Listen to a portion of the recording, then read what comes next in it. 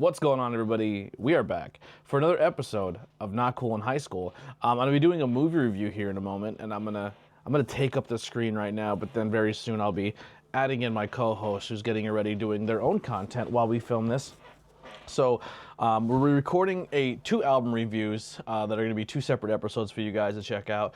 But the first one we're recording is Chappell, Roan, the rise and fall of a Midwest princess. I don't really know much about them. I just, before the show started, I was kind of reading up and learning some things. I'm very impressed by a lot of it. So I'm going to kind of pull from Wikipedia a little bit, and I was listening to some interviews with them. So I will pull from Wikipedia, which I know is factual, because we all know Wikipedia cannot be an amazing source all the time. But The Rise and Fall of a Midwest Princess is released on September 22nd, 2023. It was recorded between 2018 and 2023. It's a pop, dance, alternative pop, and electro album. It's 49 minutes and 8 seconds. The label is Amusement and Island label. Producers, I'm not going to go through all that because I don't even know that stuff. I'm not that in-depth when it comes to music and movies. I'm not like a producer, all that. Maybe one day I'll change, but who knows. Some of the singles from this album, Naked in Manhattan, My Kink is Karma, Pheromone, Casual, Kaleidoscope, Red Wine Supernova, and Hot to Go, with the most recent addition, I guess, being the Pink Pony Club, which is blowing up. But I don't think it was a single. I don't think it was released as a single. These are all released as singles. It has pretty decent reviews. 7 out of 9, 85 out of 100. 4 or 5 stars here between all these different places. It's up for tons of awards that we'll get to at the end. So a little bit about the album itself. It was released in September 22, as we talked about, by Amusement and Imprint Records. But when she first started, she was actually signed to Atlantic Records, and she was 18 years old, got pulled from her house and moved to Los Angeles, started doing all of her stuff. And it was like folk-leaning project, but when she started working with the new producer and doing singles like Pink Pony Club and all that stuff, it changed its identity. And she was actually ended up dropped from her label during the pandemic, because it was one of those times where if you weren't making money at that point in time, they didn't keep you. And she had to move back home. She had to get a job back at like her local drive-in. So she went from like signed music label artist to kind of restarting over, which is kind of inspiring, because now she's super young and has a pretty decent head on her shoulders, and she's killing it. And I think she's gonna kill it. She's gonna do really well when it comes to that, because I think once you kind of hit the bottom and then come back up, it's a different experience. But from Missouri. And so around that time too, the album kind of inspired her when it came to her own journey of self-discovery. It navigated love, heartbreak, and the embrace of her own sexual identity. I'm sorry, themes that would become central to the record. Ronan stated that the rise and fall of a Midwest princess allowed her to come up with the concept and come to acceptance of her queerness, and that her stage name and personal is a character compared to like a Ziggy Stardust or a David Bowie. So will she remain Chappell Roan, or was this character changed throughout the course of her career? Possibly, because that's kind of what she was inspired when it comes to this. But yeah, like I said, up for tons of awards, which we'll get back into more at the end of this. So we're going to go through each song. I'm not going to play the music here, obviously, because I'm not allowed to. But we're going to listen to a song and then kind of cut back in and talk about what we thought of that song. I'm going to keep the recording going the entire time. The editing on this is going to be a nightmare, because Lily's video is going to just go continuously, and it's going to be more inspired by her makeup look. So we're going to take her whole footage from this podcast and time lapse it and give it to her for her content. So make sure you go follow her on Witchcraft by Lily. And that's pretty much it. I'm going to turn my camera off here and restart, and then bring Lily's camera in, and we're going to talk about this album, why we picked it, and all that great stuff. So give us 1 second and we'll be right back. We're back. Not Cool in High School. Lily has now joined me on screen. Already my camera looks insanely blue. I don't know how I don't. It already did it. I put the pink lights on. I know. It's just, I don't know if this camera's just bugging out because of the color, but we're gonna rock with it. So we're gonna be doing Chappell Roan, the rise and fall of a Midwest princess. We're gonna go be on track by track. We're gonna cut the music out so you guys don't hear that and I don't get flagged. But we can't really read a trailer on it. I listened to some interviews by her. I have heard some songs. So what's your first take or our first take on her as an artist without listening to her full album based on the stuff you've heard? Okay, so here's what I'm gonna say is I know that this song came out, or this album rather came out a few years ago. Hot to Go was huge, and it to me was overplayed. I was like, oh my gosh, I don't know who this Chappell Roan is, but like, it was catchy, but it was like I felt like it got overplayed to the point where I was like, I don't even want to listen to the rest of her album, and that was bad on me because now here we are 2 years later, and I'm like, okay, I need to listen to this, and I'm very excited about it now knowing more about her. Yeah, I've heard Hot to Go, but mine I'm gonna go in with my first take of, I think she's very talented. I think I probably have listened to Pink Pony Club more than I've ever listened to Hot to Go, to be completely honest. And I think it's fine. Like, I know, we talked about in the car where like Lily was like, oh, she's the next big thing. This is unbelievable. She's this rise, and I'm like, all right, she's a young 18, 19-year-old girl, maybe younger, older now. I don't know. She's like 25 now. She's what? She's like 25 now. 20, okay, in her 20s. And I'm like, it happens all the time. They bring in a new face, they get them ready, and then they fucking discard them when they no longer are of use. It's hard to, in anything, entertainment, sports, to have longevity, because if you're not performing right then and there, you're gone. Right. And it's even worse now than ever because money is so crazy where if they don't make money immediately, they abandon ship. I think she's very good. I think her voice is very good. From what I heard of Pink Pony Club and Hot to Go, I don't know if, for me, going in firsthand, I don't know if it's much of her voice that's compelling. I think she has a great voice. But I don't think she has a voice that, like, if you listen to her, you're like, oh, that's Chappell Roan. Like, to me, anyway, I don't think I've listened to enough of her that I can pick her voice out of a lineup. I think after you listen to this, sure, you definitely will be able to. Because I consumed more. But also, I will say that I think what makes her allure better is her style, is her art, and her songwriting. I think her songwriting is probably her best attribute to her as a musician. And I think I said this, you were saying, we talked a little bit about her in the car, because I was like, I'm really very quickly falling in love with her. I think she is the next Lady Gaga. I think that she's very much on that same level where she's talented in multiple different facets. And I think whether she is as Chappell Roan or something else in the future, I still think she's going to be she's going to be a household name. She already is a household name. Yeah, absolutely. Unless I want that for her. Like, I'm never going to sit here and say I don't think an artist should deserve anything, or I think people are like, everyone consumes art differently, and just because an art isn't for you, it doesn't mean it's bad. It just means it's not stuff you're into. And Right. and I think I'm going to challenge myself by listening to more movies and watch more things and take in new things and review things that are out of my comfort zones. I think that makes you a better rounded person as well. So when did you first hear about this and how? I'll start off. I first heard about this at drag shows. This is where I consumed Chappell Roan. We went to see a Miss Misfit show and Hot to Go played, and then we went to another drag show and Hot to Go played, and then we went to Pride and Hot to Go played. It was like that year's Pride anthem. It was Yeah. the dance, the I thought it was like the gay. It was a gayer YMCA.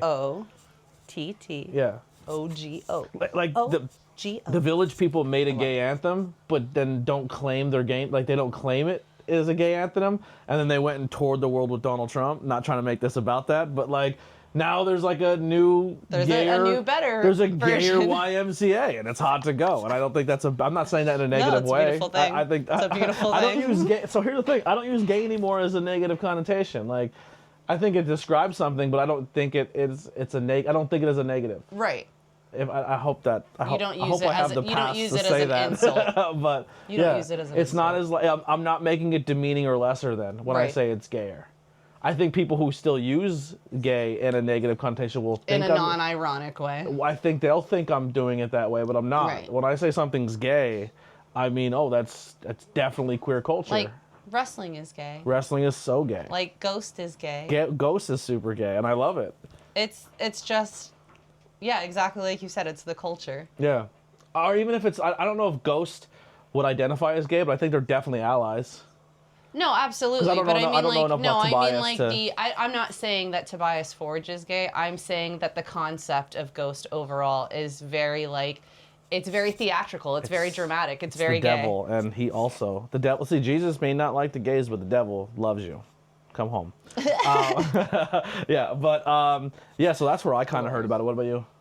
I'm sorry, about what? How did you first learn about Chappell? Or Oh, I'll be honest. I think the first time I heard Chappell Roan was probably TikTok. Like, went huge on TikTok. That's a good good And pop that's culture probably why bar. I thought it was so overplayed, was because it was just like you couldn't go more than like skipping through two videos, and it would be another Chappell Roan Yeah. like Alright.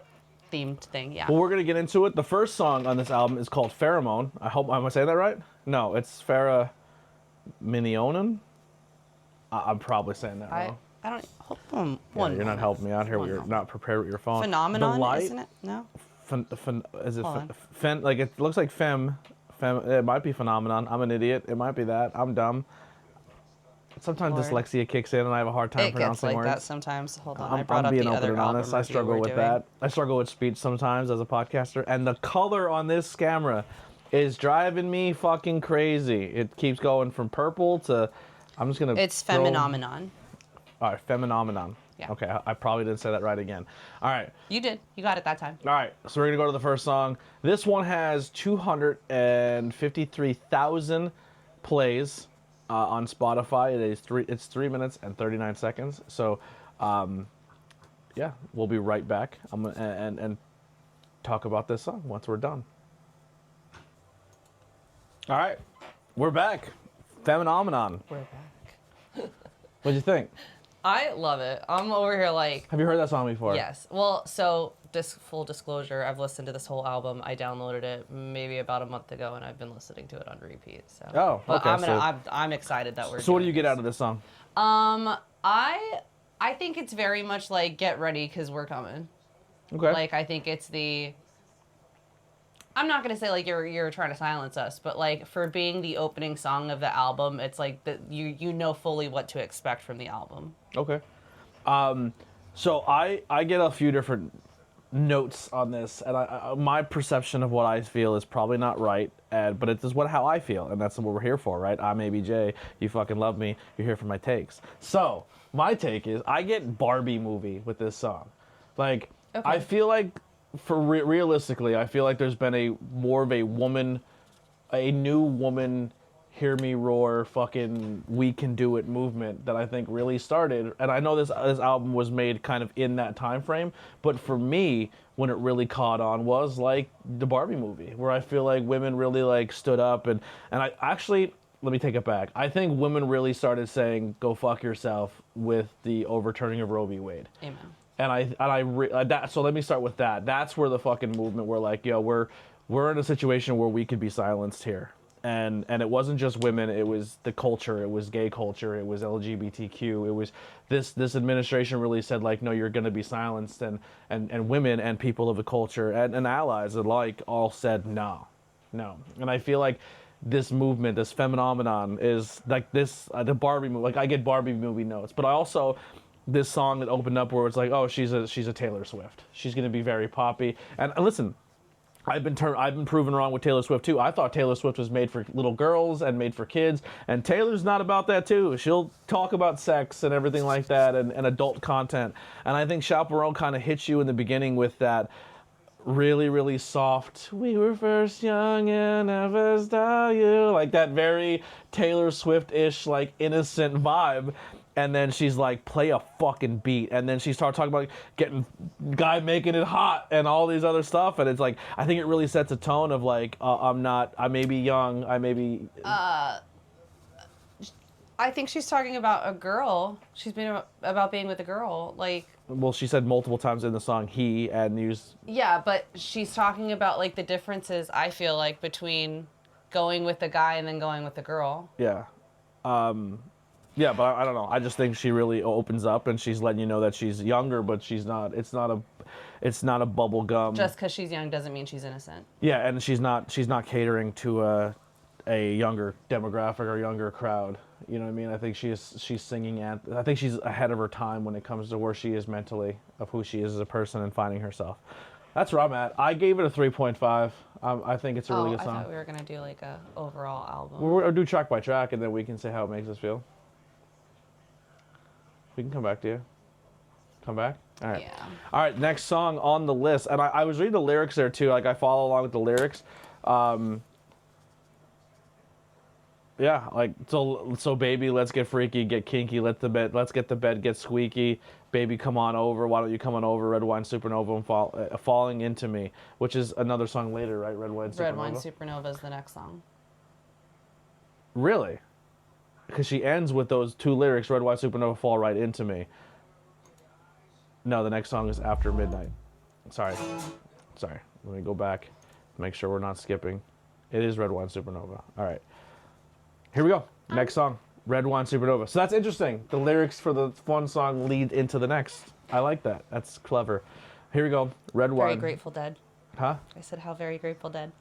I'm not a huge Grateful Dead fan. I didn't know they did that either. Anyway, Red Wine Supernova, 441 million plays. Yeah, and over. It's just crazy. Numbers in this are insane. 3 minutes, 12 seconds. Let's get into it. Red Wine Supernova. All right, we're back after that song. So I was wrong. Do you see where you pulled the Grateful Dead now? No, the last song did not end with those lyrics. Correct. I said how Grateful Dead of you because, and I'm laughing because of the lyrics of the song. I don't care that you're a stoner because I feel like you just got too stoned and started really reading the lyrics from the next song. Yeah, the next song already started, and I was looking through at stuff, and yeah, so I made that mistake. I mean, so, it was funny. So what do you think of Red Wine Supernova? What do you get from it? So first of all, I think this is where I kind of pull that Lady Gaga, where I say she gives that Lady Gaga for me, for the song You and I, where it's kind of like starts out as kind of an almost country song and then goes into more of like a pop ballad. Okay. But I love this song. If there's any question if the first song was about a guy, the second one's totally not. 1000% about a girl. Yeah, this one's definitely about a girl. So I think this is definitely she's showing maybe her sexuality is changing and she's thinking about other things or having experiences where she's definitely finding her queerness, which is interesting. I like in the hook when it like the beat is there, but then they replace the beat with an acoustic guitar. You kind of hear it faintly in the background, like like the strumming. I thought that was really cool. Yeah, it's a banger. I give this one also a 3.5. I guess I protect that 4. Yeah. 4s for me are 5. So if you hear me saying 3.5, that's a really really good score on my 5 scale. But I like it. I think it's a bop. It's definitely a song that I can see drag queens performing and dancing to, and not just leaning into the hit songs. Like I think this. I think this entire album can be performed. Yes. Okay. I so far I would say Red Wine Supernovas I like more than Phenomenon, but I think they're both good songs. But they still are the same score. Anything else you want to add to this one? No. Nope. Nothing. All right. Well, let's get to the next one, which is going to be After Midnight. All right. This is After Midnight. For me, this I get like she's out partying, she's exploring, she's finding herself, she's becoming now like socially active is where I'm getting with this one. And when she's out there, she's really finding out she maybe is bisexual, pansexual, whatever that may lie into. Yeah, she's just partying, she's being young, she's living free, she's finding herself, finding who she is. Maybe, and I know she kind of talked about, maybe I have a little bit of more insight on this because she talked about this song on an interview we listened to where after midnight, nothing good happens after midnight, but for her it was like some of her best times. And I know some people might think, well, that's debauchery and the craziness, but that's part of living and growing up and experiencing the world and experiencing life. And I don't know, I think it was a cool song. I'm also trying to, like, I'm taking notes as I do this, and I don't know how to erase on my when I'm drawing on my notepad, so that's fun. So yeah, After Midnight. What do you think? I think it gives very. It's almost like I don't want to compare her to other people, but it's a very disco-y song. I got disco as well. And almost like I feel like Dua Lipa is in the same vein. It's a very Dua Lipa-y song. It's got that rhythm that wants to, like, it's very catchy, but it's also very easy to just kind of find yourself dancing to it. And I think that the other thing I really like about the song, like you were saying, like she's exploring, but I think she's kind of like not even just exploring, but she's saying like, oh, again, I guess not putting words, but how I take it is like, oh, you think I want to be with a guy? Well, let me switch that up on you. I'll go be with a girl now. You think I'm going to be with a girl? Well, let me switch up on that too, and I'll go be with a guy now. Like I'm going to do me, whether you're thinking about me in this way or whatever way you're thinking about me. It doesn't really matter. Yeah. I'm going to do me. I will say this: if someone came up to me at a bar and said, "Hey, can I kiss your girlfriend if you don't mind?" or came up to you and said, "Can I kiss your boyfriend?" that would be my new favorite person. I was like, "What? All right, let's party." No, I thought it was fun. I definitely get that club vibe, and I don't go to a lot of clubs, but that's just, I don't know where I'm at. It's a little fun little banger. I'm into it. I'm also at a 3.5 of this. I didn't hate this song. If it came on, I wouldn't mind it. So far, we're 3 songs in, and I wouldn't mind if this album played like this all the way through. Like, there's not a song that, like, I think is a low moment. I will say this: I get a little Dua Lipa what you're saying there. I still get a lot of Taylor Swift when I hear her, right now, as of now. Do you mean in her voice? Her voice and style, because I think she's very folk poppy. I can't It's not disagree a bad- with it's that. not a bad no, I'm not comparison. saying it's a bad thing. Yeah. I'm just saying I think that I think it's still very different. I can see where you're coming from, but at the same time, I think that when you listen to the lyrics and stuff, like, I think that Taylor Swift does talk a lot about a heartbreak, but a lot about how to be independent, whereas I think Chappell Roan is very like, I'm not going to talk about all the sadness. I'm just here to be like, this is who I am. Mm-hmm. Yeah, I think she's ahead of the curve when it comes to putting herself out there to the public quicker than Taylor Swift has been. Yeah. But I definitely think their style and their voice style and structure is similar to me. Okay. Yeah. All right, next song, Coffee. All right, Coffee just played. I'm always like this close to being done with whatever color I'm on. Then you start again. Yeah, this is definitely not a Taylor vibe. You know who I get this one? Billie Eilish. No, Adele. Oh, I get Billie Eilish. Yeah. But I mean, I still love Adele too. So this is your first maybe breakup. Maybe the guy in the first song is her love interest, her guy, her normalcy to the human world, where it's a guy versus girl. Comfortability. Well, I'm gonna say societal norm too, where it's like, oh, you're a girl, you should be with a guy, the whole nine, where it just feels like everything, but maybe she has a little bit of a sexual side when she's with him. But then the second song, she kind of goes to the club, finds her own sexuality, tries girls, tries guys, and maybe has a different experience with women that maybe guys don't. And then this guy, just seeing like maybe a lot of their relationship was more sexual charged instead of like more mentally connected. They were more physically connected, where every time they go to hang out, it kind of always leads to sex instead of conversation or feeling like she's wanted or accepted. And that's kind of what I get out of this song. But also, like, I think guys are, and I'm not defending dudes here, but I'm maybe giving perspective from the dude. But like, if a dude is maybe a very sexual person or we're like cavemen. Like we want steak, beer, and sex. Like we're not hard creatures to figure out. Like, you know what I mean? Like I think at the core we're very dumb and simplistic, where women are not. And I think especially if you cater to what a guy normally likes, and then they don't know how to rewire that, and they think that you enjoy that, and they don't know how to express themselves, because also we're dumb, simplistic creatures, but also we're not in touch with our emotions as we should be, and we're not in touch with how it makes other people feel. So I think there is guys who are monsters, and then I think there's guys who just aren't. They don't have themselves figured out, and they then project that onto a lot of females. Where that, you know what I mean? Like I don't think we overthink it as much, but I definitely, from a female perspective, I think Coffee sums up that thing of like, hey, sometimes maybe chill out with the physical contact, chill out with it doesn't have to be sex all the time. Like, learn about her, feel about her, understand where she's at, be more there for her. And I think Coffee's a great way of conveying that. I don't disagree with that. I'm not, first of all, I love that everything pretty much that you just said, because that is very much, I've already been in that situation. Mm-hmm. So like that is very much like, the situation I was in, rather. So that situation was the first person who came to my mind when listening to this song. Yeah. So I do think that it's very much that feeling of like, why can't I just be more than having sex with? Like why can't? Well, can I kind of not put you out there, but maybe No.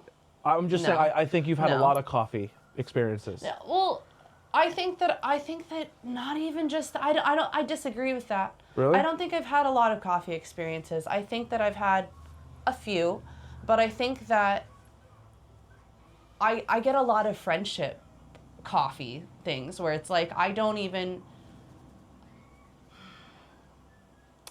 Man, I'm trying not to get emotional right now. Just like from when we first started dating, you had a lot of guys who were still hitting you up and talking to you. Listen, that's because I got this BPD. You know what I mean? There you go. Well, you're saying I have a BPD, but these guys maybe at that point in time really enjoyed this physical connection, maybe looked at you differently because of the industries you were in, the things you were a part of. Correct, but I think that you're so far wrong too. The person that the situation that you know about, I was never in a sexual industry when that happened. Like that, my point is that when, I'm not even talking about my situation anymore. Going back to the song, I feel that everyone has had that feeling of it's not even just, hey, you can't meet me at this level. It's I had so much more feeling for you and I expected more. Yeah. And I know that if I put myself out there again, I'm just going to get hurt by you again and I can't trust you. I think she says that in there, maybe if I trusted you. Yeah. But like, I can't trust you with that part of me again because I've given that to you and you've burned me so many times. Yeah, totally. And I think this is a thing that, like, once again, if a guy is understanding, in touch with himself, understands other people, has feelings and emotions, and not always block out their own, because that's, fellas, that's a toxic trait we have. That I think more guys would be receptive to this conversation. But I think a lot of dudes out there, I know, and I don't think it's going to get any better with the climate we're in right now, unfortunately. But I think it is healthy to learn about yourself and learn about just not you or how you conduct yourself to other people around you, but also being understanding of your women. And I think more women should be heard and understood. And I feel like I feel like you just turned this into such a straight thing, and I don't mean that in a bad way. But I mean it is. I mean, I'm coming from a straight perspective. Absolutely. But like, so real quick. I think that everybody should learn about their partners, not just partners. Men learning about. I'm just coming from. Listen, this song's very girl power. The song's very. It is, pride but it's community. also very not. It's very much. We're not talking. Can I just get a thought out real quick? I'm sorry. Sure. I'm just saying this song and this album represents sexuality. This album represents bisexuality, community, womanhood, and a straight dude 9 times out of 10 is not going to listen to this album because it's not their cup of tea. It's not what they want to hear. But I'm saying, as a straight dude who's open-minded, who wants to learn about things, who have put himself in situations to learning about the community and actually listening to women and hearing what they go through, and I'm trying to give the perspective from the other side of the coin. That's all I'm doing. Go ahead, finish what you were saying now. I don't think anywhere in here did she say he. Yes, 100% and she did. all I'm saying is that, like, I think the point here is that, like, anybody can hurt you, and that's what I'm saying. Like, even in a friendship way of, like, well, I'm not saying that it's not sexually charged or anything like that, but in the vein of, I'll meet you here, I'll do these things with you because I know that this is where I feel safe with you. And like, I feel that same way with friendships. Like, hey, yeah. I'll go hang out with you in a public setting, but I don't want to hang out with you at your house. Yeah. Like, And I stand corrected, she did not say he in that song. My brain just went to he. And that's why I was like, your turn. I didn't mean this, and that's why I was saying I don't mean it in a nasty way, just that like I said, the first time I heard that song, I did initially think of the person that hurt me in that same way, it was a man who made me feel like it was all about sex. And like I said, not saying that this isn't sexually charged, because it definitely is, but listening to it, the more that I listen to it, the more I connect it with other relationships as well, not just that's fair. A sexual relationship. 4 out of 5. I have my first 4. This one honestly brought me to tears the first time I heard it. I would give this one a full 5. Yeah. Good song. All right, next one up is going to be Casual. All right, Casual. Sorry, maybe my straight brain, but this once again feels like a... I think this ties into the last one, though. Yeah, dude. I see this as a straight relationship Like guy, girl? Nope. No? Nope. I see this as like almost like a in the closet. Like let's just keep this on the down low, but I still want everything that like comes in a relationship, but I don't want everybody to know about it. And I was trying to put myself there too, of maybe this girl brings her around, brings her in almost like a girlfriend, but is not willing to tell her family that she is with this girl. Here's a straight dude question right here. Because the lyric that says, I fucked you in the bathroom where you went when we went to dinner. Yes, I would still say I fucked a girl even if I didn't have a penis or a strap on. So that's where my straight brain kicks in. If I went in... I knew that that's exactly what you were going to ask. Right? I would still so say like if I went into if we went to a bathroom and we just did like, for a guy, fucking a girl is using your dick. Right? But in other relationships, even gay ones, not every dude, I don't think every gay dude considers I have had penetration to a orifice as sex. Like, so if I've been naked with a girl and she didn't have a strap on and we've been doing stuff and both of us come to climax, you fucked. But I didn't use a dildo, or I didn't use. But I'm rewriting. That's what I mean. Like, yeah, that's how I say it. Like, Yeah. like me and her hooked up, we fucked. Like, yeah, whatever. Even if whether I'm, penetrating her. Yeah, penetration. We're talking about that on the podcast. I like this song. Once again, I think there's a lack of communication. Maybe there is the element of the dude where he doesn't know if he wants that commitment, and she kind of wants the commitment, and that's a whole thing there. Or on the other side, we talked about how it can be with, maybe the girl is not open to being gay in front of her family and friends. What if I flip this around on you? Like the way that I read this, or originally listening to it, because I did, like I said, I didn't really listen to her straight out the gate. I kind of got to know more about her, and then I was like, okay, I'm going to give this a second shot. I feel like she wrote this. Not saying that she did, but I almost put myself in the perspective of like, what if she was with the girl and this was the girl writing this note to her as like, you need to come out now. And so you need to just, I'm sitting here introducing you to my family and everything, but we're just keeping it casual. And like, I think that her writing this song was kind of like getting it out. You know what I mean? What are we ranking casual?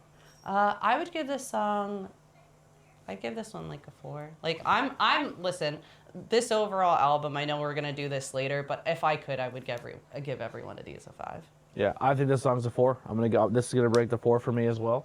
I think she is a brilliant songwriter. I think earlier when I was reading that she was getting into like folk music, you can tell that because like a lot of folk people write some deep ass shit. Like, she's Midwest, She's from Missouri, right? Yeah, very good songwriter. She kind of has that, like, the tones of like the Midwest. And there's lyrics in her songs too that are very explicit, and she's unapologetic for it. But she doesn't make it a big deal when she's saying it in the song, so it doesn't come off as a big deal. But like, it's not like when somebody, it's not like when somebody says like "fuck," right? And they're like "fuck," like they got to put the emphasis on it. She just kind of is a casual. Yeah. It's just second nature. It's not like let me put the emphasis on it. This is just me talking. All right. Well, we just hit 5 songs in. We're at song 6, which is close to the halfway point of this album. There's 14 songs total. So let's get into the next one. When it's Super Graphic Ultra Modern Girl.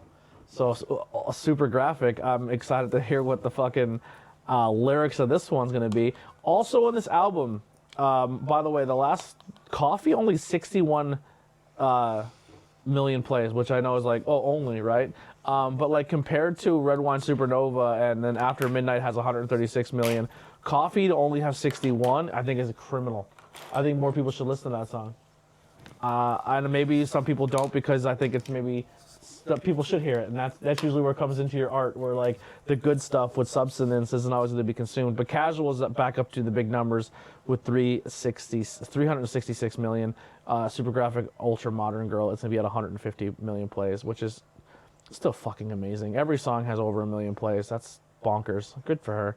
All right, here we go. Super Graphic Ultra Modern Girl. All right. Super Graphic Ultra Modern Girl. I feel attacked. I feel attacked in the song as a straight white dude because what I get out of this song, and I don't mean that as I'm actually offended, but what I get out of this song is where normal society of man-woman relationship, and he has to be conservative, and so do you, and we have to be more status quo. and she's young and she doesn't want to be that, and she's finding herself and discovering who she is, and she wants to go to the gay club and fucking pop some drugs and get fucked up and just let her inhibitions go and go on the dance floor and just be inhibitedly herself, where this guy was kind of just like dressed like me, just in jeans and a t-shirt, and doesn't want to dance on the floor because dancing's not for me, and maybe I'm holding her back on her experience, or that guy is holding her back in that experience. I've been that guy. Tell me how you really feel right now. That's what the song gets to me, and I just see her on the dance floor having a good time and just being. She doesn't have to check in with somebody. She doesn't have to make herself feel like she's making other people uncomfortable by being herself, and she's out there having a fucking blast. And this is the song where I said, here's the Gaga, where I feel like the Lady Gaga, like where she's becoming empowered. I feel like this is for me. This is where Chappell just like switched. She broke out of her opened cocoon. you up. She's out of her cocoon, and she's finding herself, and this is a dope ass song. And I think the bass and the club banger and all that stuff is really, really good. I'm at a 4 for this as well. Yeah, I would give this one a 5. It's a 5. Anything you feel about it? I love this song. I feel like it is very, like you said, just kind of very empowered. Like very like, I'm me. I don't care. If you want to sit in the corner, sit in the corner, but I'm going to be over here doing my thing. The lyric is, we're going to leave Earth and you can't come. I took that as they're all popping something.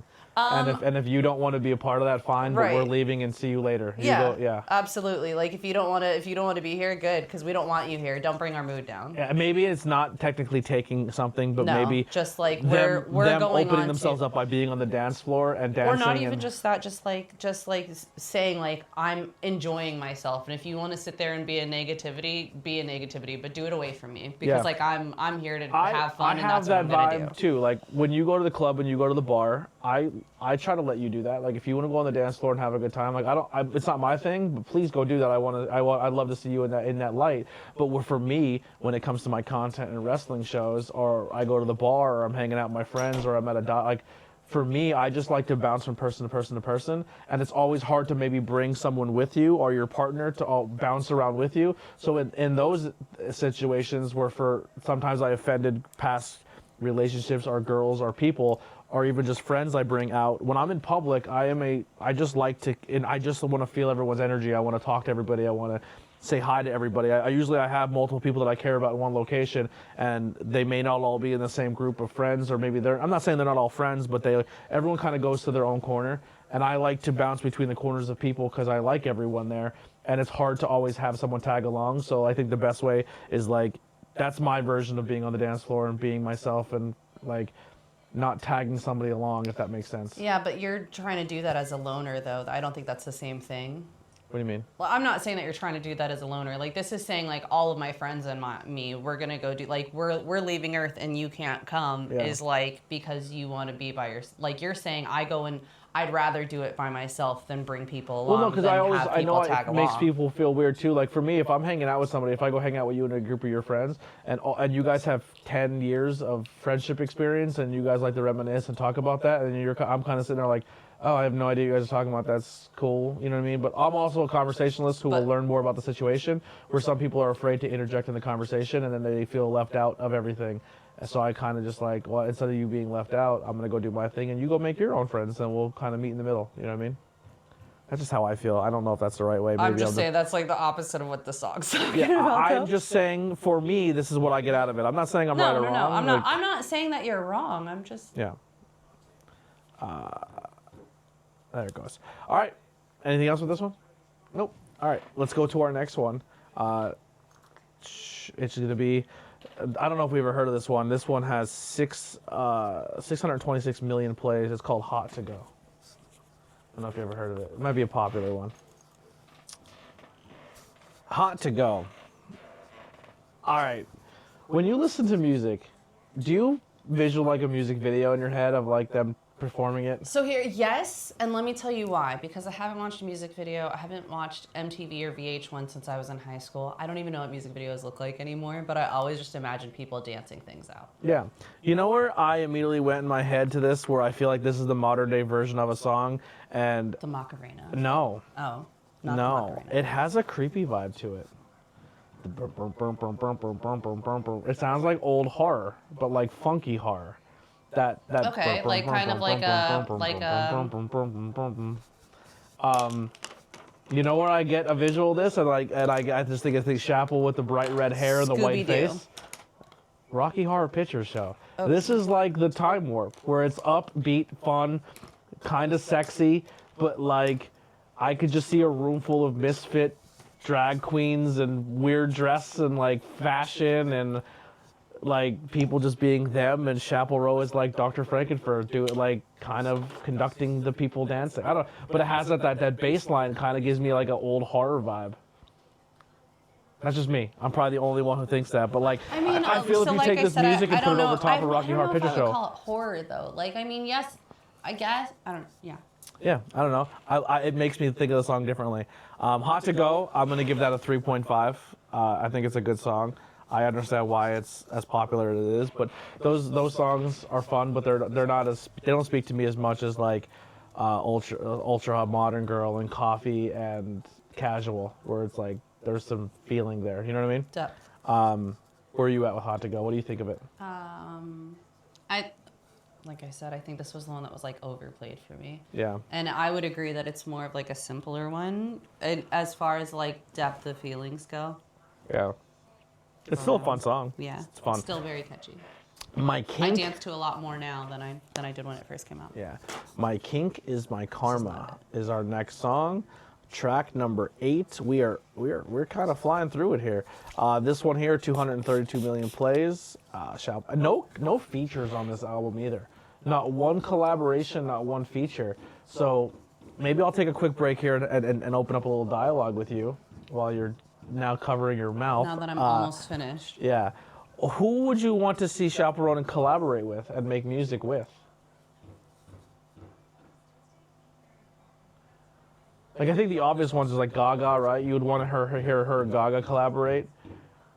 Her Adele, I think, would be fun to collaborate and make music together. I think her and Billie Eilish would be really fun to make music together. Like, I think all those powerful women who are in the scene now, Pink, I think her and Pink would be a fun collaboration. What was the other one you said earlier? The girl that you said is giving your vibes with Doja Cat, like her and Doja, her and Megan, like the Stallion. I think that'd be a fun collaboration.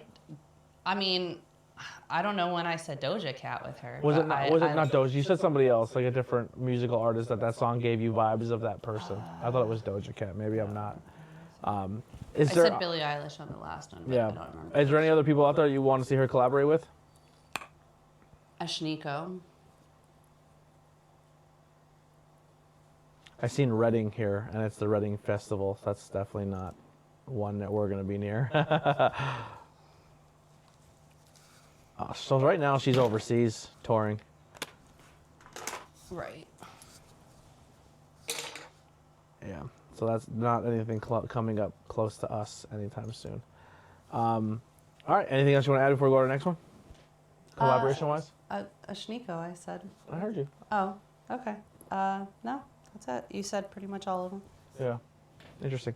To make a hit album with no features is, I think, in the newer generation, people are like, oh, you're better because you didn't have to have a feature. But I mean, I like when people collaborate. I'm not saying that I don't like when people collaborate, but I think that I like her music because it's not dependent on.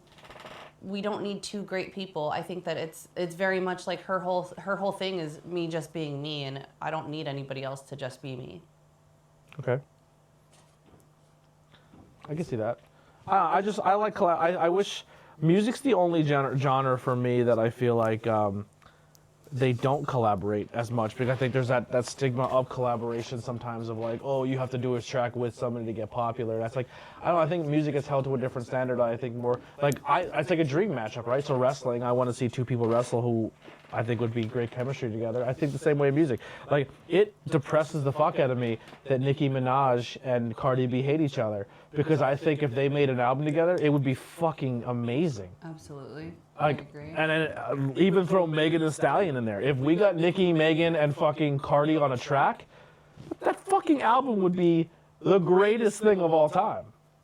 fucking throw little Kim in there. Like, I think it happens more with rap because of the beefs get too crazy, but rock bands get weird beefy too. Everybody gets beef. Yeah, it's interesting. Swifties versus like it happens in every genre of music. Give me 2 seconds here. We'll be right back. All right, we're back, and we're gonna play our next song. Number 8 on the album is gonna be "My Kink Is My Karma."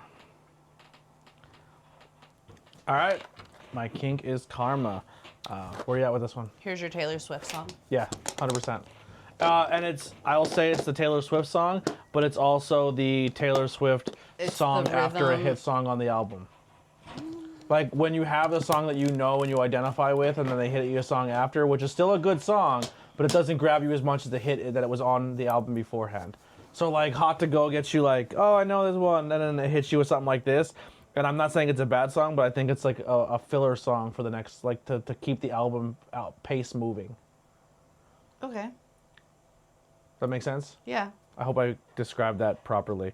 I don't hate the song, but it didn't stand out like the others. Right. If I had my low moment of the album so far, or the song that's my least favorite, it would be this one. This is my least favorite song on the album, on the entire album. All right, so I'm not off base when I say that. No. Yeah, I gave this a 3 out of 5. I give this one like a 2. Yeah, I don't think it's bad. I think I still think it's okay, but I still think the songwriting is really good. But I feel like I've heard this song before.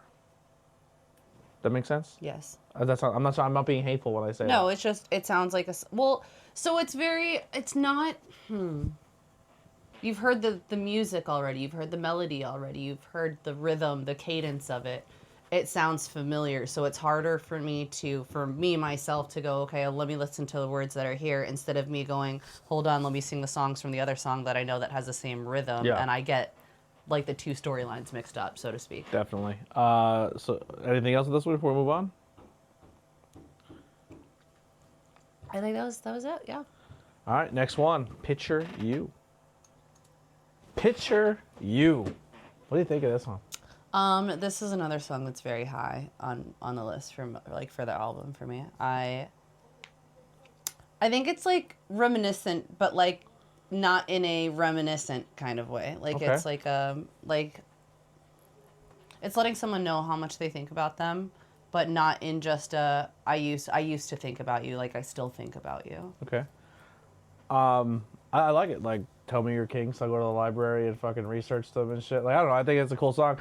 I love the way it's composed. I love the acoustic guitar with the heavy bass line and the bass coming in, and it gives me that Adele funk vibe a little bit too.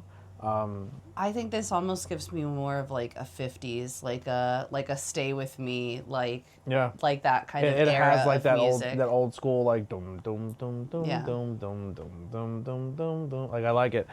This is my favorite song on the album. I'm going 5 out of 5 on this one. Yeah, this one's very high on my list. Yeah, this is I really like that.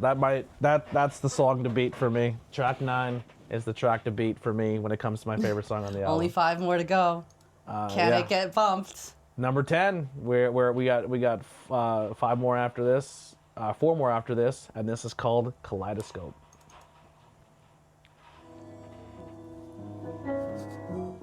Real quick, cut back in. Picture You, 113 million plays. Kaleidoscope at 57,000 plays. My Kink Is My Karma at 232. Picture You, another one I think is criminally low on the plays. Yeah.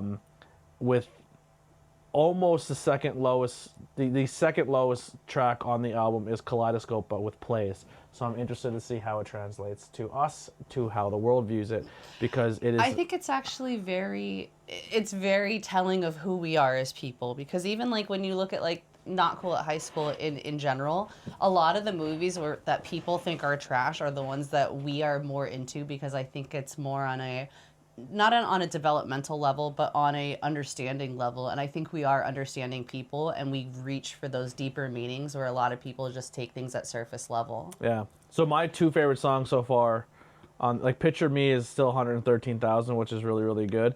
But Coffee is like 61,000, which is the third lowest on the album. With this, so leading into this, Kaleidoscope is what I'm saying. Let's see where what falls for us. All right. Kaleidoscope. What do you think? I want your opinions on this first, because right. I have an idea of like what this means to me. So, It's gonna be weird because Kaleidoscope makes me want to up my score on track 8 for My Kink Is My Karma, because I think My Kink Is My Karma, Picture You, and Kaleidoscope are like chapter 1, 2, and 3. Okay. Like I think I don't know. I just think they tell a story there, and I think they all blend together very nice, and I think it puts a nice bow on this little section of the album where I feel like you're kind of telling a little bit of a story. I think this is the song, even though it's the second least played on the album, this is the song I feel like if you're doing a music competition or if you're at karaoke or you're going to do like a solo guitar or a solo piano player, I think this has that very Beatles, Hey Jude, Imagine John Lennon, where it's just a simple piano and just really test song structure and your vocal abilities. And I think this is the song that I think over the test of time of this album will be a song I think will stand stronger than any other thing on this album, because I think it's that song that you're like, I want to be a musician, I want to learn how to sing, I want to invoke emotion and sing a really powerful ballad, but I only need a simple piano to do it. And I think Kaleidoscope nails that for a song. Like, I think if when I hear American Idol or The Voice in the next 10 years, I think this is going to be a song that people sing that is like, it's simple, but it's powerful. 4 out of 5. So now for meaning. Yeah, it seems like there's very confused in the relationship, and are they going back to being friends? Kind of like picture, like, you know what I mean? Like, are they gonna remain friends? Are they gonna be together?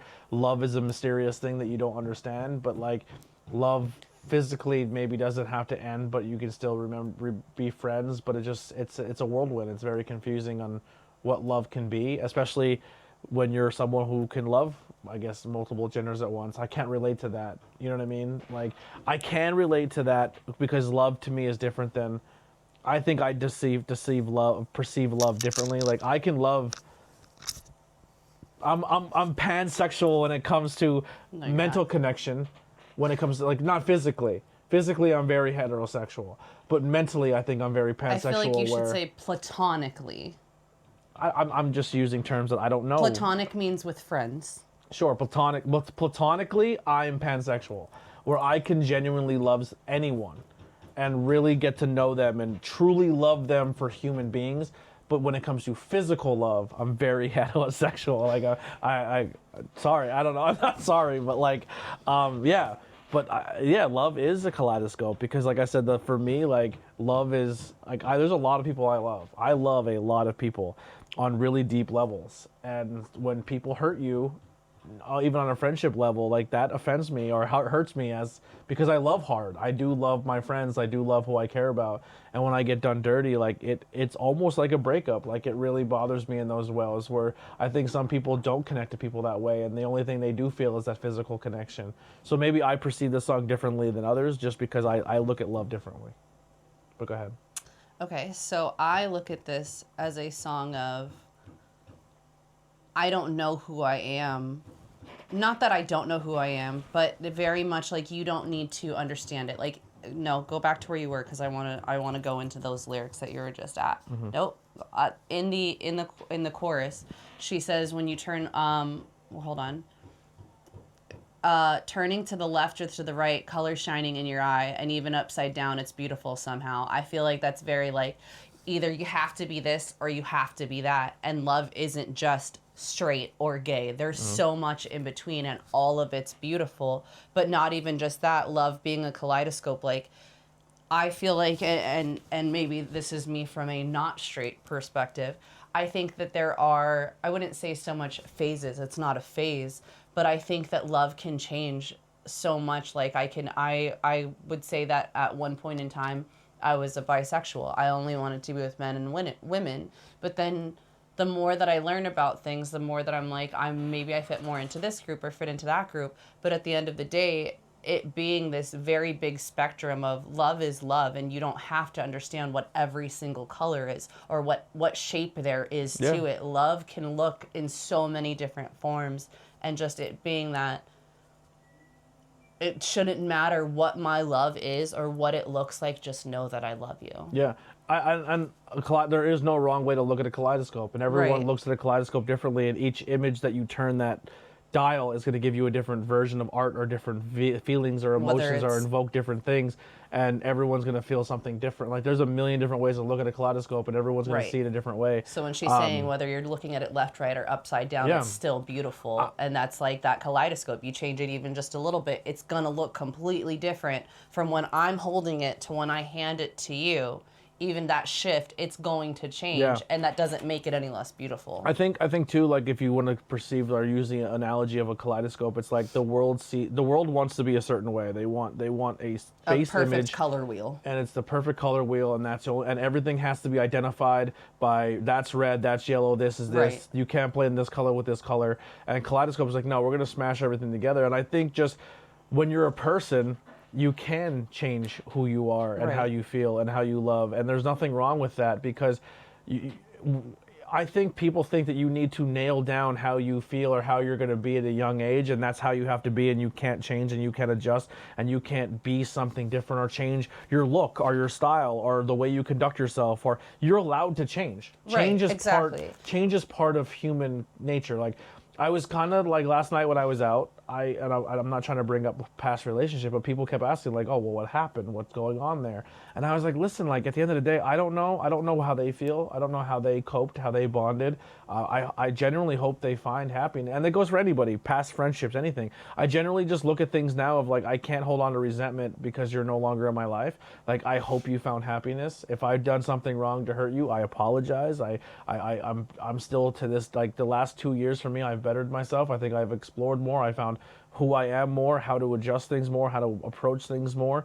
And it's just like, maybe I lost track here what I'm saying, but like it's okay to change. It's okay to be something different. It's okay to want something different. It's okay to feel a different way, love a different way, respond a different way.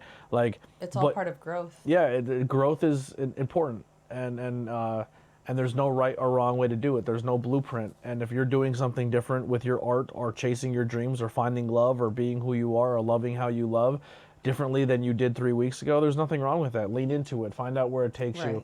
But also still kind of understand that every other person in your universe is all still looking at their own kaleidoscope. And maybe they're not seeing it the same way you're seeing it, which doesn't make them necessarily a bad person, unless your views are hurting people because you are actively trying to close their kaleidoscopes. Then go fuck yourself. But have more understanding of people, of how they handle situations or how they want to love or how they want to adjust. And maybe the person you're attaching yourself to isn't attaching them to yourselves to you anymore. Like it's a lot, and it's a lot to take in. It's a lot of different things, and it's understanding, compassion, and just change is good.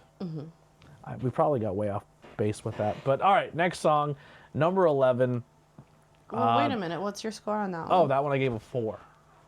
I gave it a high that's score. My favorite one on the entire album. I don't think it's better than Picture of You, but I think you're wrong. I think it's really, really good.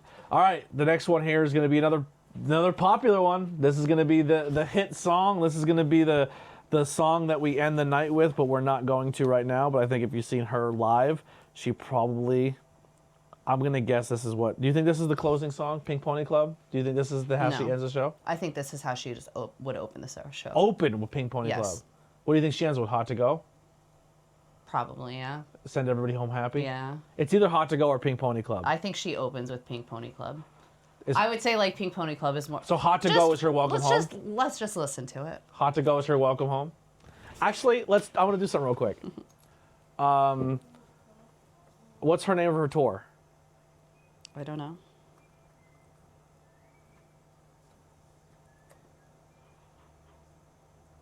Hold on, we're going to Google this real quick.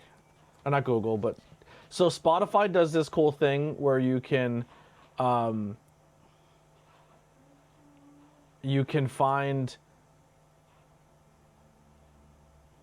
So I don't know if this is it. That's probably not it. You can find, like, if your favorite person's on tour, you can go look at the playlist, and people make playlists of how the tour, like, what the tour is doing, and it kind of gives you the set list. And that's, I think that's kind of fun. I wouldn't do it on the way to a concert. I think I did that once, and it was a bad move. All right, so she opens the show with Phenomenon. Is how, according to this is the 2004 Chappell Roan set list. 2004? Yeah. Was she born yet? Huh? 2024. Sorry. The I was like, wait a minute. The 2024 set list. Hot to Go is the 6th song on the set list. They did a Bad Romance cover. So where's Pink Pony Club on it? It ends the show. It's the cool. closer. Yeah. Let's go. All right. So we were close. One of those two were going to be it. But here we go. Pink Pony Club. All right. Pink Pony Club. Banger. Banger yes. Song. Now that you've read the lyrics with it, do you get where because I kind of gave you my interpretation of this before listening to this. I have a different interpretation that may not be with other. But once again, I'm trying to also relate to music that I'm gonna be real. It's not made for me. Right. It's not made for you. Yeah. But I think I understand what they identify as a Pink Pony Club. It's like the club. It's the drag shows. It's where it's community. It's the party scene. It's where everyone can be themselves. It's where if you're gay, straight, pan, trans, whatever it may be, everyone's allowed to be there and everyone's allowed to feel happy and they can be club and they can express themselves any way they possibly can, and it's just acceptance. It's where you feel comfortable. It's what you love that maybe other people may not be into. Right. You know. So I'll say this. You know what my Pink Pony Club is?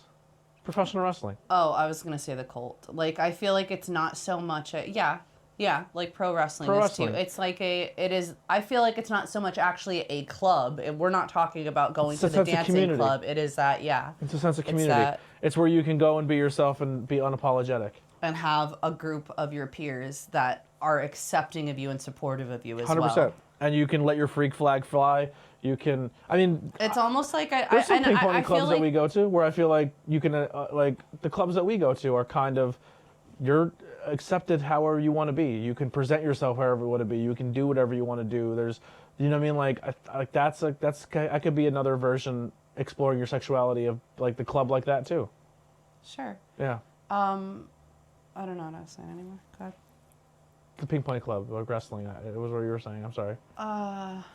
No, I was saying I was saying that like also another part in there that she was saying, or that the lyrics that she brings up are like, I want to leave Tennessee to go to Santa Monica, and then in the second verse she says like, I still see you Tennessee, but Santa Monica, you've been so good to me. And I feel like it's more of not necessarily where obviously she's not actually from Tennessee, but like, but what I mean is that like, it's that sense of that community and they don't care about where you're from or like what people thought about you back then. You can be here now and be with us and we're still going to support you no matter where you came from or where you're going. We got you here.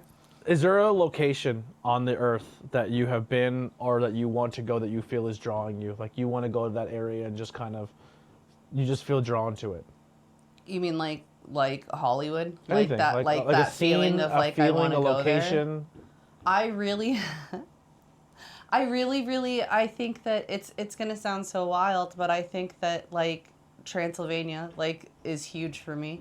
Like I really want, like I want to go see Spain, like where my family came from and all the stuff like that. But I feel like there's always been something like not just like on a vampire level, but there's always been something that's like I've seen the castles there and just the scenery and the nature and everything around it. Like I feel like I could fully immerse myself there and just be my little goth sad person without being like judged on like, oh, why are you so negative all the time? I'm not. I mean, maybe I am, but I mean like it's kind of just that acceptance. I feel like when people say I want to go to the West Coast or the East Coast or I want to go to New York or I want to go to Florida or I want to go to Hawaii or I want to go to Hollywood or San Francisco. For me, I've always felt that way to the UK. Right. And when I finally got there, like it's gloomy, it's rainy, it's everything, but also there's beauty in it. There's history, there's blue collarness, there's royalty, there's fashion, there's queer culture, there's punk, there's rock. They're like everything about London like drew me. I was like, man, if I ever go there, I feel like I would fit in so well. And then I went and I was like, I would fucking live here. Like now that Jackie lives there and James lives there, I'm like, man, Being there for a week was perfect for me too. Like if I only went for 2 or 3 days, I don't think you would feel that. But being there for a week and just walking the streets and just walking through neighborhoods and towns, it's everything I love about small town Pennsylvania, but having a bigger vibe of a New York where there's so many different cultures there too.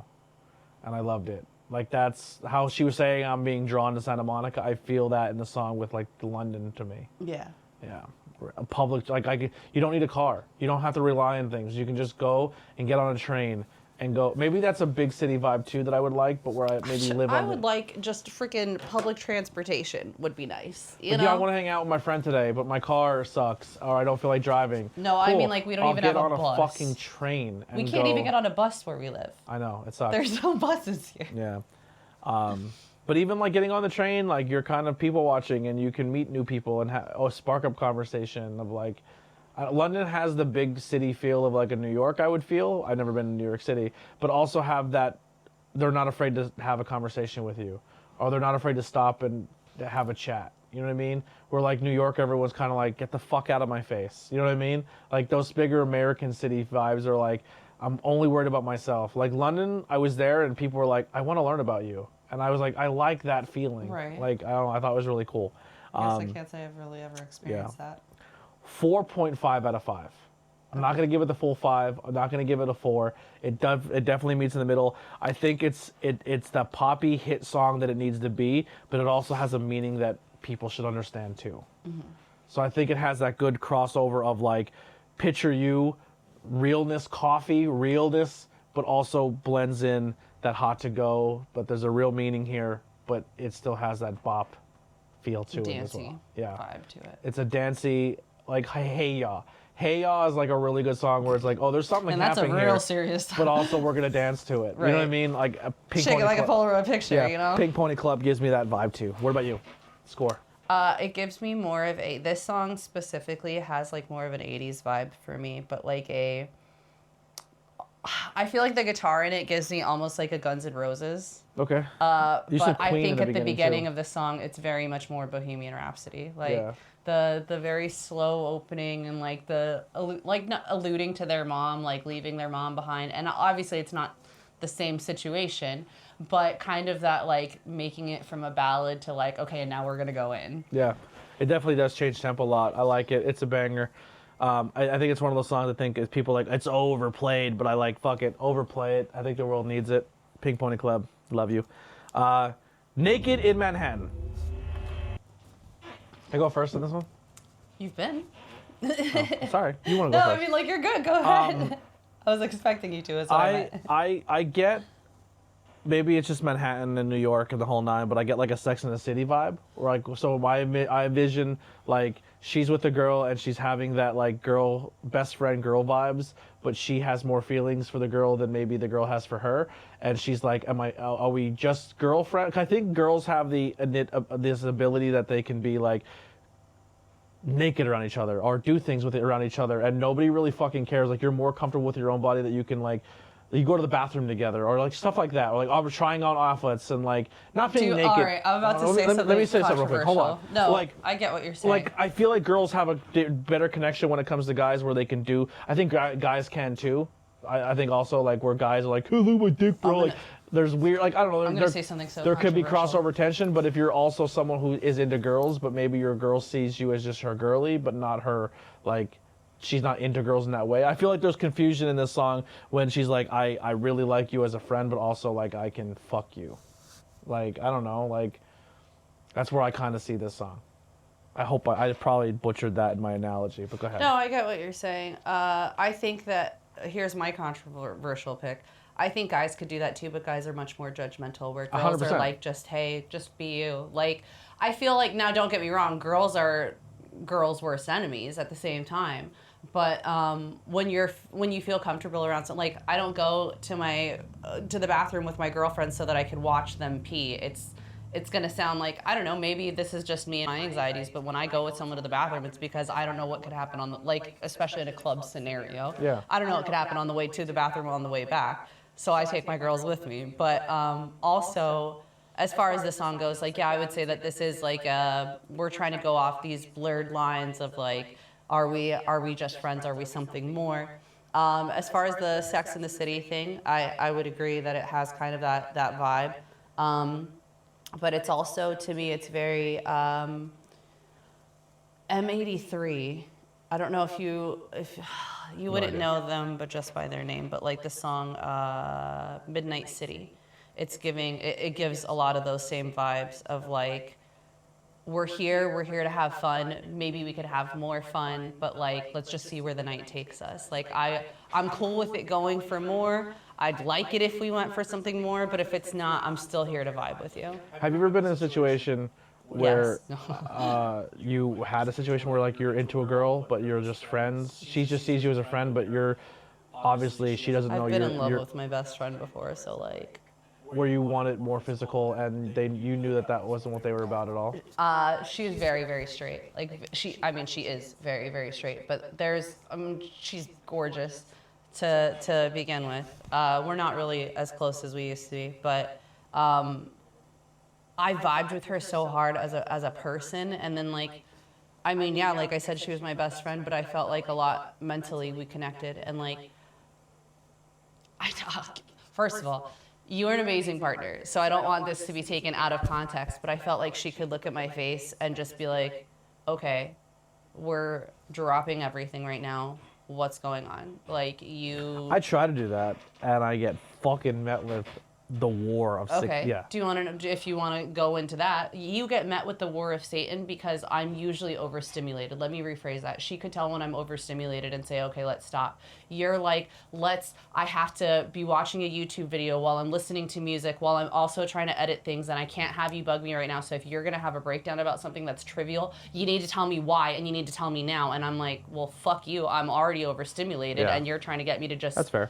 Like, I can't. Like, it's not... No. I'm not saying that you do that purposefully or maliciously, but usually when I'm at that point already and you're like, what's wrong? I'm like, fucking nothing. Yeah. Because My I want to be like, ADHD fucking everything. My ADHD is locked in, and I see you need help, and I'm like, can we just get the Cliff Notes and fix you quicker? Right. And it's And more, that's it's not- more on me and not on you. I'm not saying that it's on you, but we No, it's definitely definitely more we think of a- of things... I'm not we meeting handle you at your things level differently. because I'm more thinking about, I'm being selfish. I don't think you're being selfish. I think that we just handle things differently. We Yeah. don't... when I want to sit and talk is when everything's quiet and we can focus on what I want to sit and talk about. And you're someone who... My quiet time is I want to be quiet. I don't want to talk at that point. Okay. Yeah. So what I was saying though was how you handle things is and everything that you do is very much I can do 17 things at once. And my brain is like I can do one. So if like I know that this isn't I'm not going to say that this bothers you, but something that I think bothers me in general is like when I go out to hang out with friends, like I feel like I'm not giving you enough attention, but I'm incapable of having a conversation with someone and texting someone at the same time. Yeah, no, I cannot do that. No, I want that. Like, go do your thing. No, but I mean, like, you can sit and have a conversation with someone and be texting somebody else about something else and talking to this person about the podcast and talking to this person about the wrestling show that's going on next month or 2 months from now and editing stuff and watching wrestling at the same time. And then I'm like, hey, really quick, can you look at this? You're like, I'm in the middle of stuff. You get overstimulated too. Yeah. But then when you're like, hey, like, or if I start like freaking out or something, you're like, okay, well, you want to talk about it? No, not when all this shit's going on. Like, Yeah. I can't focus on it. It was But a weird, again, it was a that's weird detour from your girl crush. way far detour. But my point being with her, I do feel like there was a best friend that I had that I could easily see, like, you were my soulmate. Like, if you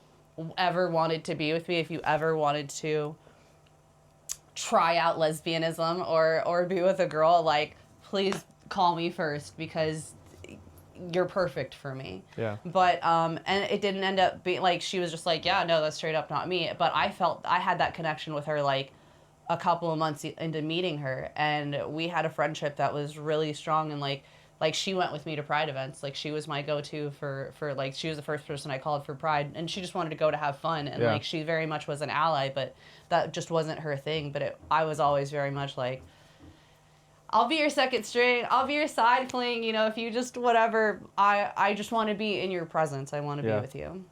Like, I feel like I could be that way with other females too, where you're like, I could be your homie, I could be friends, we could be cool, I could be your crying shoulder, I vibe with you. If you want to make it physical, I'm down with that too, but it doesn't, we're not going to cross But it's not right. We're not going to cross a And line it's of like, you can still go be physical with other people and do your own thing and live Yeah. your life. Like, our physicality, I hope it doesn't change our friendship. I don't want on my end, but I can see how it would make you feel on yours, type deal. Yeah, but I mean, I'm not even. Yes, but Like, I if mean, you like and that from where friendship would have but gotten physical, you wouldn't have been like. I'm not even talking about that though. I mean, like, yes, I am, but I'm saying that like that was never. It was never on the table. Yeah, It yeah. wasn't like, hey, I'm hanging out with girls that fuck guys. I was trying to hang out with a girl that fucks guys that I was trying to like. Not that I was trying to, but I wanted her to be interested in a woman. Yeah. Like, if she was interested in a woman, like, I never had a chance. I Yeah. never had that Yeah, chance. yeah. The only chance that was ever there was that we were ever going to be friends. Yeah. And I'm not saying that that's not a possibility for you with female friends, but I mean, like, there is still kind of a chance that you're hanging out with a straight girl that she might want to fuck like have a dick in her. Whereas, like, Yeah. if I'm hanging out with a straight girl, there's pretty much, I couldn't get her to kiss me when she was drunk. Like, it was such a far no for her. Yeah, that's fair. I'm the dude version of that girl. Like, sorry, you're like I'm trying to put myself in the situation of being her. Of like, if it was a dude with me, Yeah. like, Yeah, a gay dude with me, like, I like you, you're attractive. I like your vibe. I would be with you, but like, I'll be your best friend. I will would love never to do hang out with anything- you, but yeah. it's never gonna happen like that. Yeah. You're like, oh, okay. yeah, that's Yeah, a there shitty you feeling, go. but also But I mean, again, as far as this song goes, I think this is I enjoy this song That's a the lot vibe too. I get from this But song. that is the vibe of like, Yeah. please, I want you. But if you don't want me, it's okay. Like, That's I fine. still just want you to be my friend. Like, I Absolutely. still want you in my life. You still mean a lot to me. another queer culture struggle, I guess. Yeah, Yeah. I'll give it that one. All right. Next song, California. Now, we've already learned that definitely that West Coast is where Chappell, or what do they call her, Shappy or something? I heard the one interview kind of shorten it. I haven't. I'm heard. not cool with her on that level. I'm not going to give her a name that she doesn't. Can I say one other thing really Yeah. quick? So we went. You asked me before about collabs, and the last song, she says, "What is it? Do you want to listen to Lana?" Or Lana. we're listening to Lana, and I'm like, Lana Del Rey. Yes, I need a chaperone with Lana Del Rey, but also I think with Halsey, the last song, Yeah. I think that would be a great Halsey to Halsey be with her, and then. Two other people that were coming to mind while listening to the album were Bishop Briggs, Like a River. Do you know the song? Like a river, right? Yeah. Shut your mouth. I think that would be another good one. And hear me out on this one. Hot take. Paris Paloma.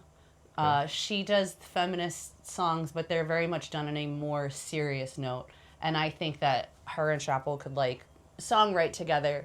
But I feel like Chappell would make it to where I'm not saying that it's more easily digestible. Yeah. Like where people put it on and be like, "Oh, this is catchy, da da da," and then when you're listening to the lyrics, like you're blown I want away. to dive into this, but I think it'll give away something later in the podcast when we do the wrap up. So I'm gonna hold off on my thought with that. But Okay. I see where you're coming from.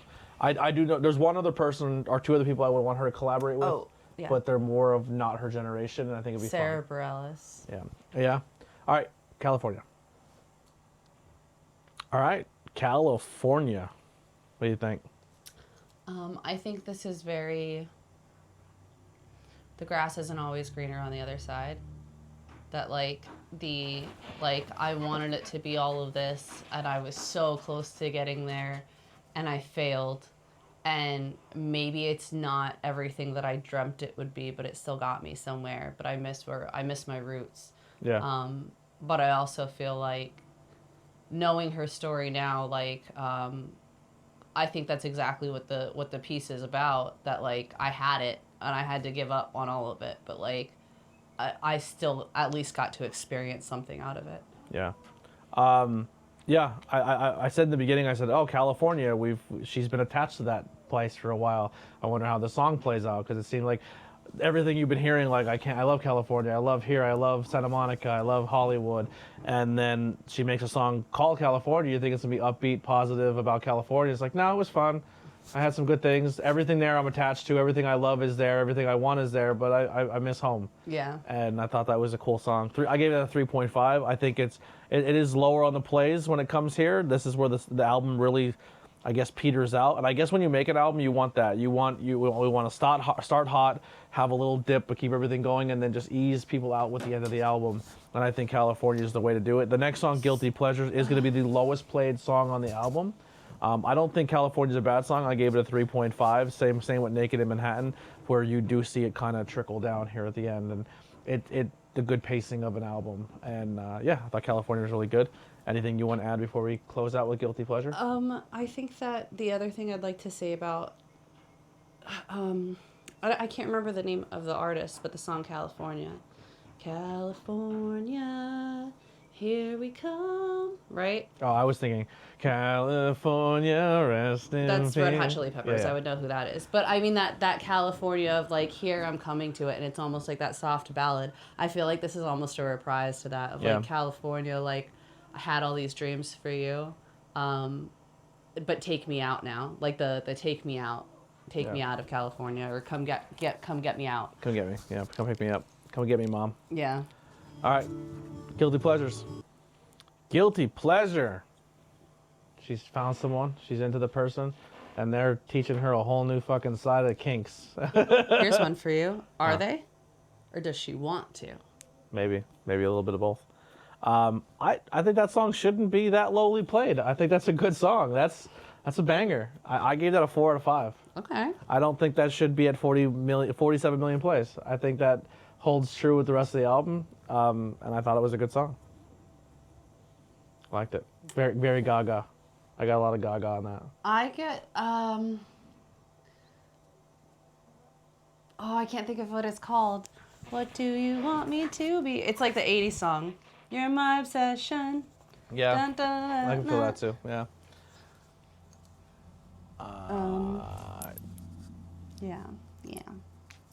Yeah. I'm trying to see what else is here. All right, there's no other bonus tracks. There's no deluxe editions for this. Yeah, so The new album's coming out soon, though. All those pictures at the bottom that you were just looking at are from the new album. This? Yep, the construction worker, the dentist. So there's new stuff coming. Yeah, she said she was taking off from November to May to work on it. Okay. To work on so this the new song album, that she's releasing is there's Good Luck Babe was a single. Oh, has she already dropped them? So there's a song called Good Luck Babe single, and then there is a song The Giver, which is a single. Yeah, that just came out a few days ago, I think. Okay. So yeah, they're on tour. No, The Giver is going to be the name of the new album. Also. Well, the song is called The Giver too. Okay. 27 million plays so far. It's gonna be interesting to see where they go. So some people that say if you like Sabrina Carpenter on this list, Charlie XCX, Yeah. Lady Gaga, Lola Young, Gracie Abrams, Dolce, Gigi Perez, Doja, Addison Rae, Hozier, Billie Eilish, Paris Paloma, That's who I said. Paris Paloma should do something with Tate McRae, McRae. The Bleachers, Olivia Rodrigo, Raven Lene. She has beautiful hair. Bia Doa Du B, Oh, I don't know. the Asian girl. I can't see what's on your Ogman screen. Heap, which looks pretty wild.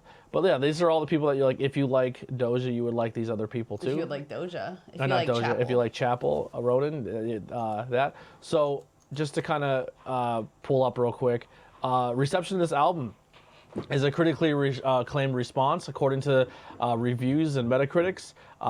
It album have received universal acclaim based on the weight and average score of 85 out of 100 from 7 critic scores. Olivia Horn from Pitchfork called the album bold and uproarious introduction. What else we got? It has won Alternative Press Best of 50 Albums, Best of 50 Albums of 2023. Billboard. Trying to see what else it won. The Music Award for Best International Artist, Danish Music Awards for Best Album of the Year, Grammys, Pop Album of the Year nominated, and Best Vocal Pop Album nominated, but I don't think they won, which is, I think, a bummer. Trying to see what else we got here. That's pretty much all I got. Peak position for Argentina, so like all top 50, all top 100. U.S. Billboards ranked number 2 for a while there. Yeah, it's doing really well, really popular. When it comes for me to this album, let me kind of go back to my other set of notes here. Favorite parts are things you liked throughout the album. I think we talked about that when it came to music and songs as we went. Yeah. Overall impressions hasn't changed.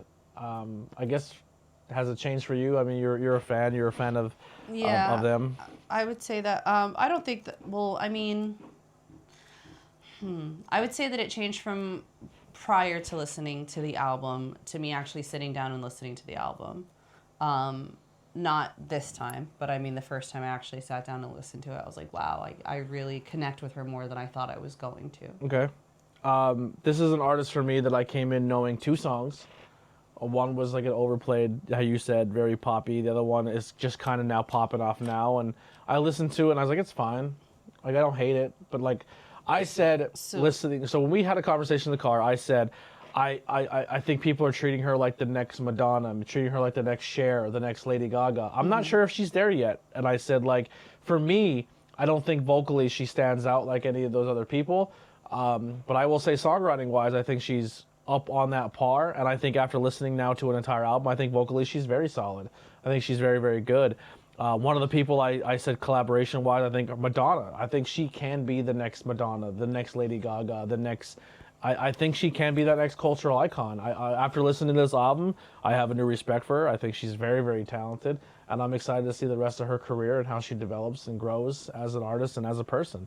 I think as an album, I think it was paced very well. I think it told a story of struggling with your sexuality and moving across the world and chasing your dreams and being homesick and discovering yourself and partying and exploring drugs and sex and rock and roll. I think that's all there too, of chasing art and dreams.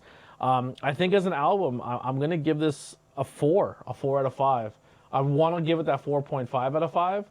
It's that good. That's where I would give it. I'm between a 4 or 4.5 out of 5. I think it's a fantastic album. And I'm glad I reviewed it. I'm glad I consumed it. I'm glad I know more now about Chappell Roan. I am too. Yeah. I'm really glad you listened to it. Because, like, I think I brought it up to you a few weeks ago that, like, oh, like, because I think, so we usually just throw on whoever is driving, the other person puts their phone on to listen to music. And 9 times out of 10, like, I mean this so respectfully, but if it's a song you don't like, you're like, okay, put this on. And I just threw on my soundtrack of, like, or my library of songs that were on there, and I'm like, okay, I know this is Chappell Roan and it's not really your jam, but we're gonna listen to it because I've been listening to her, and I think that you should, like, give it a shot. And I feel like that was myself the advice that I wish I would have taken like a year ago when she was popping off everywhere, that, like, just give it a shot. Yeah. I'm kind of a nightmare when it comes to consuming new content because I want to consume it here in this platform with y'all. So when we're laying in bed at night and I'm like, she's like, I want to put this movie on. I'm like, I want to watch that with a camera in front of me. I know it sounds stupid and silly, but, like, if I want to be a content creator and I want to talk about it, I want that genuine authenticity of experiencing it, turning a camera on and talking to you about it. This isn't something I thought of an idea of how my perceptions are going to be. Like, I'm consuming it and being straight honest to you of how I feel Directly after consuming it. And I don't want to watch something and then come back later and do that. I think it loses what I want to do as a content creator and how I want to present my content to people. So I hope, let me know in the comments if you guys listened along with us, if you listened to this and then went back and listened to the album. If you listened to the album and then came and joined us, I think we should have said in the beginning, you probably should go track by track and then hang out with us, but maybe we'll do that in the future. Maybe we're still fighting ourselves as how we're going to do reviews when it comes to movies and music. I enjoyed it. I hope you guys did too. Let us know in the comments of some music or some albums or artists that we should check out, or movies in general. So we're going to be bouncing between movies and music here on the Not Cool in High School, maybe some other things too. But we'll thank you guys so much for tuning in. I'm not looking forward to editing all the music aspect out of this, but like I said, I'm going to be as honest and authentic as I can. Lily, where can people find and support you? Okay, so we're going to go with the business side of things. I think from here on out, because of personal things getting crazy, I'm going to stick to all of my links being on my business page. So you can find me on Facebook at Witchcrafts by Lily or Fighting with Fashion on Facebook. And Instagram, Witchcrafts by Lily. TikTok is Witchcrafts by Lily 13, all one word. And or you can find me on, a bunch of ABJ's podcasts. I pop in frequently. We do Blazing Buds together and, reviews here and there. So. Yeah, a lot of recent content she's been joining me on. I'm not saying I'm kicking her off or you're not going to see it all the time, but there is some times where I do want to stand on my own as a content creator. I do like vibing off of her and talking to her and chatting with her, and I love having her a part of it. But there may be some times where maybe they're not on camera. Don't think anything weird of it. It's just I still want to stand on my own as a solo person. But a lot of the stuff you're going to see will be with Lily because we're always together and we are exploring this art together. The next album is something that was picked out. I picked out Chappell. Chappell. That was Roan. Chappell Roan. That was something I picked out. The next one we're going to be reviewing album-wise is going to be The Search by NF. It has been requested by a lot of people to me that I should listen to NF, that I would like him, that I would be into it. So But this we're taking is a little bit of a turn here from so- Chappell Roan to NF. so this is something Lily picked. That's gonna be the next album review we're gonna do. If you see us wearing the same clothes, it's because we did it the same day. A lot That's of content, actually funny, we don't have a lot of free time, and especially with weekends coming up, we were actually not supposed to even be home this weekend, but cancels and changings and financials and money, which is all changing soon with our jobs and stuff, which is exciting. But this is like that kind of first weekend where we maybe shot ourselves a little too far ahead before we could, of saying we're going to go to a city and go do our thing. The car's not the greatest right now. We're trying to really be careful, and we are still doing a trip in 2 weeks to Philly, so maybe not doing 2 trips back to back would be smarter, and we just kind of played it off. We're bummed that we did miss, great shows and great events, but I think it was for the best this time around until we get more on our feet. But a lot of content will be coming. Thank you guys so much. But we try to clam a bunch in one day and then have it spaced out throughout the month. So we have like a day where we just sit down and consume a bunch of stuff, which I think is fun.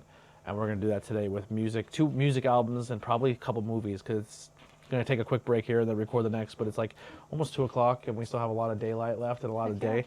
People are hammering in the background. I hope you guys don't pick that up. But we'll see you on the next one. Not Cool in High School. We're out of here.